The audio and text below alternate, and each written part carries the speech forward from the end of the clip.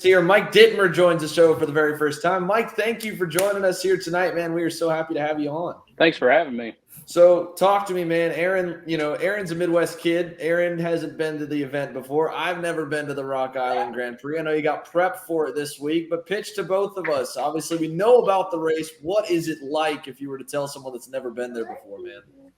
It's such a unique place, so different than just any kind of permanent track. Nobody gets week-long practices leading up to the event. Everybody gets 2 rounds per class and get in and go race. And the track's ever changing with the barriers. Guys hitting the barriers, you come around and you might have a little wider turn or a narrower turn, and it's a pretty exciting event. And so with all that, what brings you back? What are some of the fondest memories you've got from your time here at Racing the Rock all these years? Obviously, you've won it before, so there's no question that's a good one. Yeah, it's real local to us. We're only 15 minutes from the Rock Island.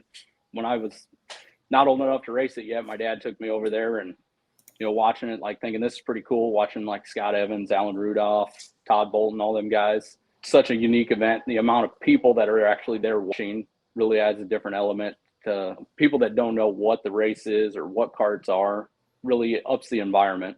Yeah, I got to imagine that's pretty cool, right? It's one of those few races that as a driver, I'm sure you feel like a superstar. You're out on the grid before the main events and through the weekend, you get all these passerbys that kind of ask you about the sport, right? I mean, that's got to feel super awesome. Yeah, it's real cool. They actually, a few events, they do open up the grid and let some of the fans come out, do autographs and look at the karts without having to buy a pit pass to get in and really check things out. So that really brings the fan involvement in. And we talk about, the 206 classes. I think that's, without question helped save that event. But, the event's got cool aspects to it. Are there certain parts that you think, would help kind of take it to the next level? Have you ever thought about like ideas of like, man, this race is great, but having a beer around the cooler at the end of the race day, like what we could do to make it better or bigger, anything like that?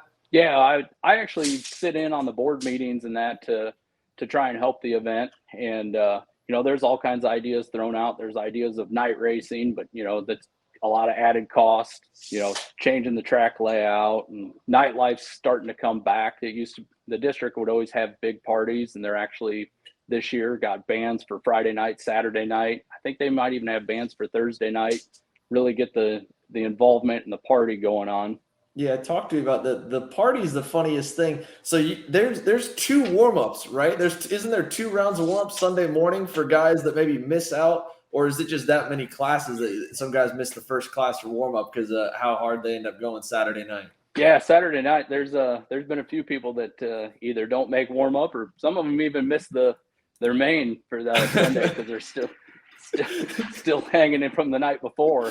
We hang out pretty late at the track, not as late as some of the other guys, but it is a big deal. You don't get a lot of track time as far as getting good amount of practice. So you get Saturday morning 2 rounds, get right into heat races. Sunday morning 1 round of warm up and right into the finals, and everybody's on the same level playing field there, and really brings out the drivers.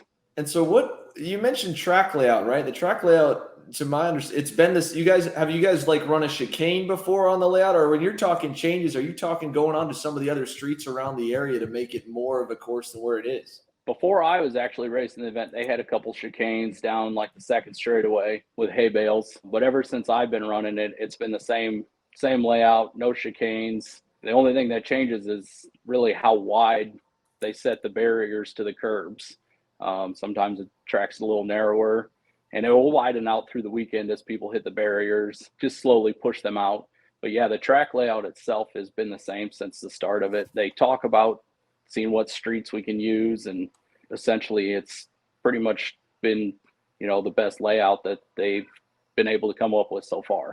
But there's been like kind of, that's like always in the discussion, or at least has been every once in a while, of like, hey, could we do something a little different with the layout from what you were saying? Yeah, the last couple of years they've, input's been to change the track layout, but as far as city streets, as far as the quality of the streets or how much room the streets have and the improvements that they do for the pedestrians, it really will narrow up the track, so it limits where we're able to run. I mean, it's so cool. It'd be something that, it's on my list to get to. I was talking with the Bajoso and the Magic guys this weekend. They're getting ready to go run King of the Streets, and I think the AJ's going to might run 206 because he just got the entry or the motor with it to go run there too. But all three of the big major King of the races, there's King of 206, King of KA, King of the Streets with Shifter. I'd love to get up there next year. This year we have so many other stuff going on. We can't go. I have to go down to Lone Star to Houston, and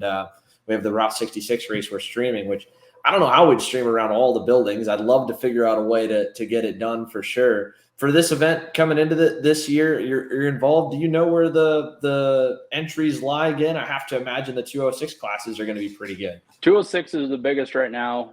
Last I heard a couple days ago, we were north of 175 for the entries, which is a little down from last year, but a few other events, like you said, going on the same weekend, tends to hurt all the events, not just one or the other. What's outside of the race itself? What's the environment like for the spectators and stuff like that? If you've talked about that already, is there anything more you can get into detail with? Yeah, we were just talking that the nightlife's coming back in the district. A lot more vendors in the infield of the track to get more spectators out, more of an event or production, whatever you want to call it, to bring more people out to make aware of the race. And yeah, well, and I think I mentioned this before, but Xander and I have been trying to push a lot of that, as that's kind of what we need to see, and a lot more of karting is just making it more of an event for people and more people being able to come and see what it is